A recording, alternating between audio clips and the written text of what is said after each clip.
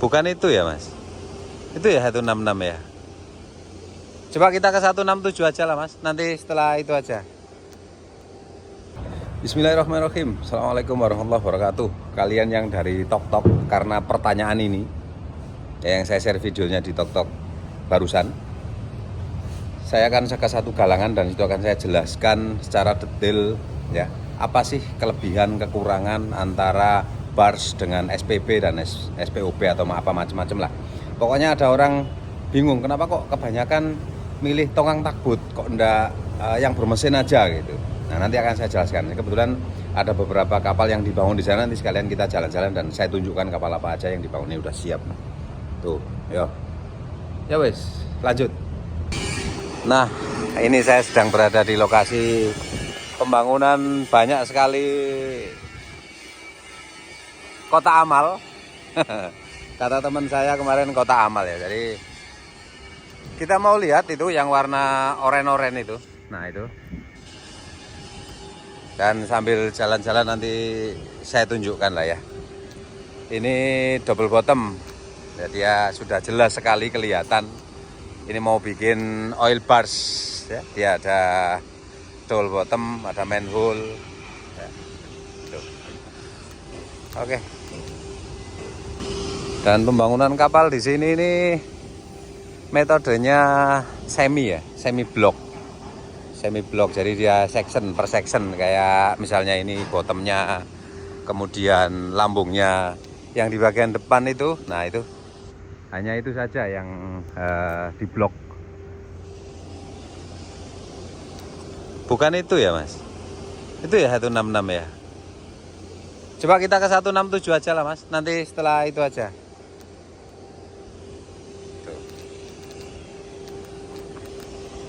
Kalau ini jelas oil bars, dia ada double bottomnya, itu ada takbut, mungkin 24-an ya, 24 meter, 24-26 meter. Dan itu barsnya yang mau kita lihat-lihat ya. Nanti saya tunjukkan di bagian atasnya juga. Itu ada QC dan surveyor class. Oke. Itu yang helm putih-putih itu. Kalau saya helm putih tapi ya putih mangkak rek. Ya. Kita lanjut. Winch. Ini ada urlup ya. Oh, bukan, towing. Apa ini? Ya mas. Oh iya, urlup kayak ini.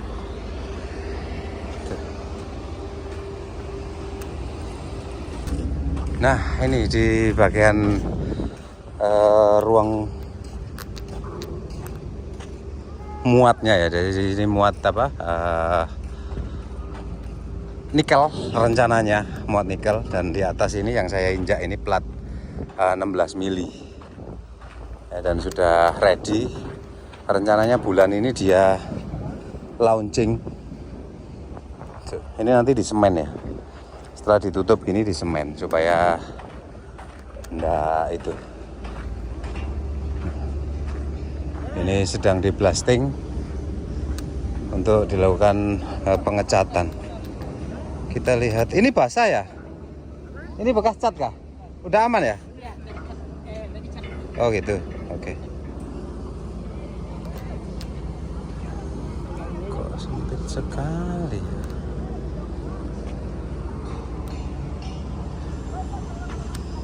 Sempit sekali ya.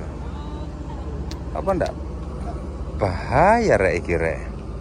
Kok enggak ada space untuk orang beraktivitas gitu loh. Di situ ada untuk ini push untuk area tak ya. Tapi kita mau ke situ ini loh. Sempit sekali rek. Ya. Kalau pas di tengah laut terus bergelombang ya apa terus? Oke, sesuai ya.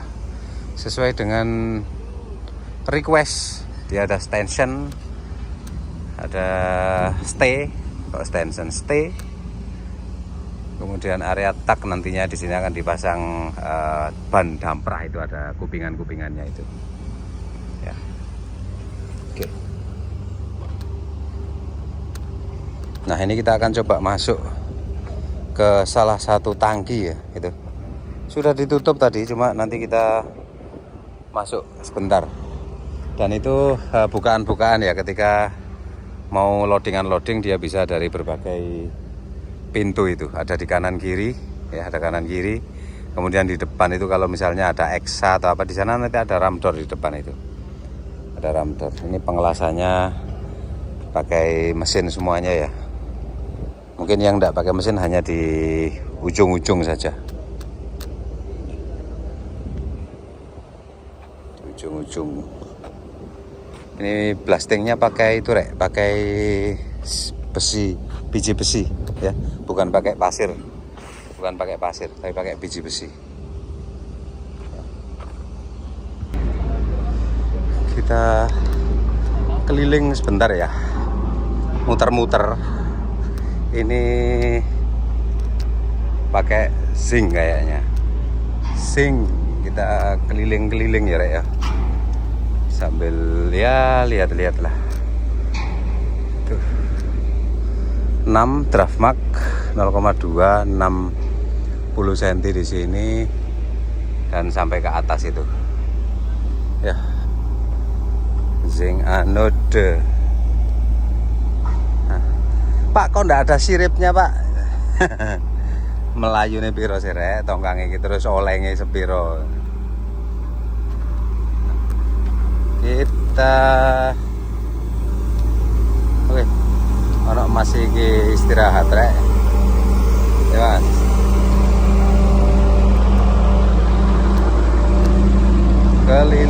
Keliling sambungan chain.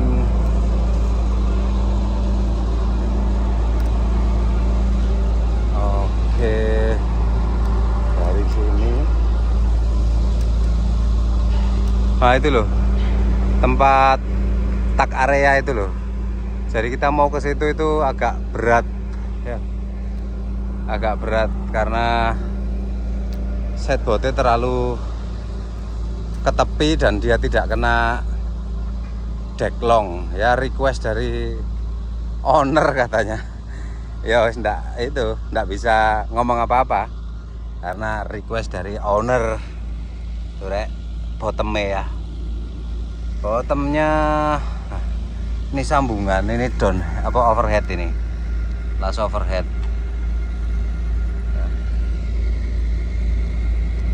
Sambungannya satu garis dari kanan ke kiri ya. Nah, tuh. Kalau ini mesin ya, kalau ini manusia ya. Kita lihat di bagian belakangnya ya. Sebenarnya di komen ini ya apa ini. Nah, ya. Tag well tuh. Nah ini lubang ini harus di itu ketahuan ya ketika kayak gini, ini harus di tag well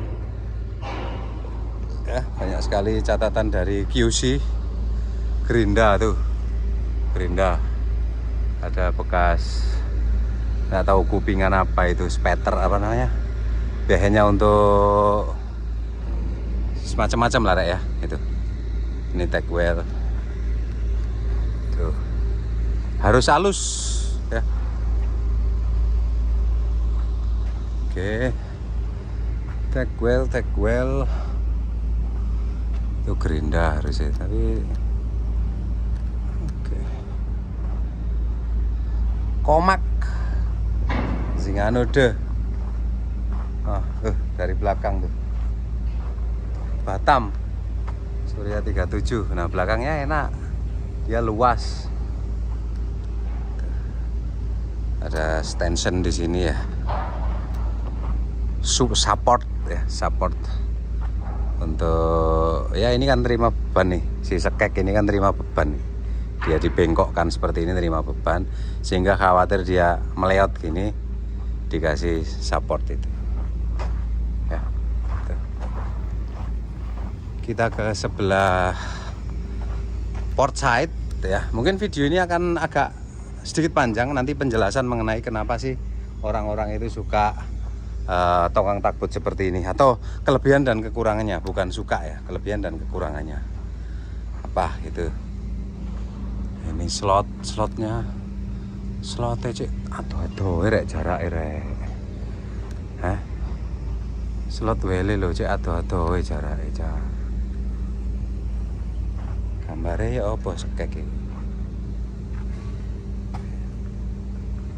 Kita lihat di sebelah port side itu take well karena dia nih ya. Nah ini dari sebelah starboard seperti ini, port side sorry, dari sebelah port side. Ya, agak jauh ya, di situ ada takbut kecil dan itu laut ya. Tuh udah hampir jadi, tingginya di 6 meter ya, tingginya di 6 meter. Oke, kita mendekat aja ya supaya bisa melihat. Kalau kita lihat sih ya lurus lah ya, antara depan dan belakang itu ya, kalau mau pasti ya sebenarnya di ini pakai laser,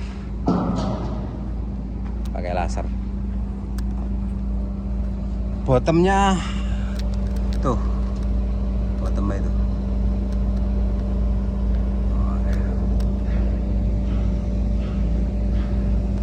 speter itu rek, jangkrik akeh kon speter kon. Woyo ngene.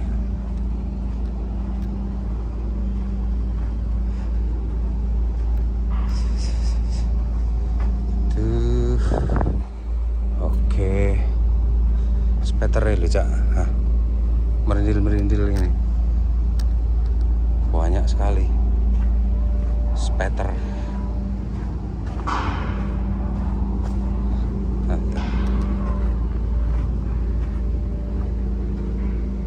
Gerinda.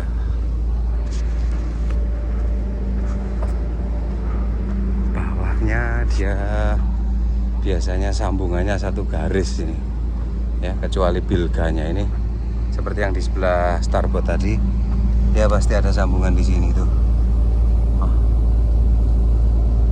Dari samping kanan ke samping kiri. Ini yang saya tidak suka sebenarnya. Tapi ya cara bangunnya mereka seperti itu ya wis, mau gimana lagi. Ya, di rata-rata di Batam seperti itu. Kalau metode blok sambungannya pasti di satu titik. Tuh. Oke. Kita lanjut bahas di sini aja lah ya, sambil bersih-bersih sepatu. Ya. Dan nanti mungkin akan saya tanya juga ke beliau pelaku usahanya gitu ya. Tapi secara umum kelebihan dan kekurangan ya, saya tidak menyarankan kamu pakai ini, pakai itu. Sudah pernah saya bahas sebenarnya videonya mengenai kenapa pengusaha banyak menggunakan tuck and bars gitu. Dari kita bahas kelebihan dulu ya, tuck and bars. Yang pertama dari segi klasifikasi. Ya, klasifikasi dan aturan baik itu Solas, Marpol, kemudian aturan dari pemerintah.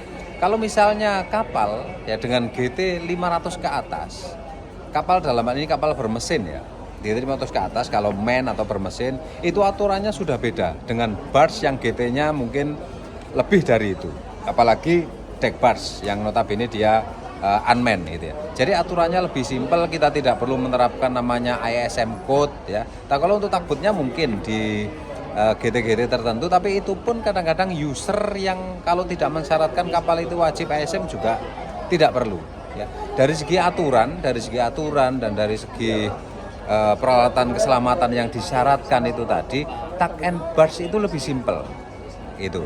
Nah, kalau kekurangannya atau minusnya, kita perlu memanage 2 kapal. Misalnya kelasnya, sertifikat kelasnya juga harus 2. Kemudian ngedoknya, tagihannya juga kita harus bayar 2. Lalu biaya surveinya kita 2 gitu ya. Ya, jadi itu aja kekurangannya, dan kelebihannya masih banyak. Kalau dalam alur-alur yang sempit kita bisa manuver dengan cepat kalau misalnya tuck and bars, karena taknya kan lincah sekali ya, barsnya bisa ditarik kemanapun gitu. Kalau misalnya di situ kita pakai SPB dengan ukuran yang sama, dengan mesin yang sama, dengan taknya, mungkin di situ akan susah manuver. Kemudian SPB juga akan perlu balas ya, ballasting, supaya pada saat kapal itu kosong propellernya masih bisa tenggelam, makanya perlu balas segala macam. Jadi ya itu pilihan pilihan. Jadi tergantung kebutuhan juga, karena sekarang juga sudah banyak yang menggunakan SPB untuk muat batu bara, seperti dia kalem water gitu ya, di daerah yang air tenang ya, atau shallow water dan kalem water itu dia pakai SPB karena draftnya rendah. Kemudian akomodasinya di depan, ruang kemudi segala macam itu di depan. Yang pernah saya tunjukkan, saya pernah desain satu dan akan bangun di Cina itu ya. Itu sudah mulai dipilih gitu ya. Jadi mungkin lebih simpel bagi mereka yang sudah bisa memenuhi aturan-aturan yang saya sebutkan tadi. Ya, hanya satu sertifikat kelas, kemudian surveinya hanya satu, dan kalau dari segi asuransi, kalau misalnya tuck and bars kita perlu mengasuransikan 2. Ya, kalau misalnya cuma SPB kita hanya 1 gitu. Kita lanjut di sini aja lah ya, baru selesai mandi. Sudah jam 4 dan itu suasana air loh. Terbuka ternyata dari tadi. Ternyata terbuka loh, ya. Dan alasannya salah satu ya itu tadi Mas. Yang pertama karena aturan ya, kalau misalnya kamu mau bikin SPB ya, terus misalnya GT-nya 5.000 gitu ya, itu akan ada banyak sekali peralatan keselamatan yang wajib kamu pasang. Contohnya ada emergency generator lah, kemudian ada lifeboat ya, lifeboat, kemudian ada rescue boat itu, lalu ada kita harus menerapkan SMCO, TSPS, banyak sekali ya. Dan pengusaha itu kalau misalnya baru-baru, kalau sudah settle ship manajemennya sih mungkin oke-oke aja ya. Tapi kalau yang baru-baru mulai usaha di bidang kapal, mungkin dia akan memilih tongkang dan tugboat, karena operasional untuk mengoperasikannya hanya perlu siupal saja, enggak terlalu ribet persyaratannya harus ini harus itu seperti itu. Ya udah, itu saja video kali ini, mudah-mudahan bermanfaat sedikit. Assalamualaikum warahmatullahi wabarakatuh.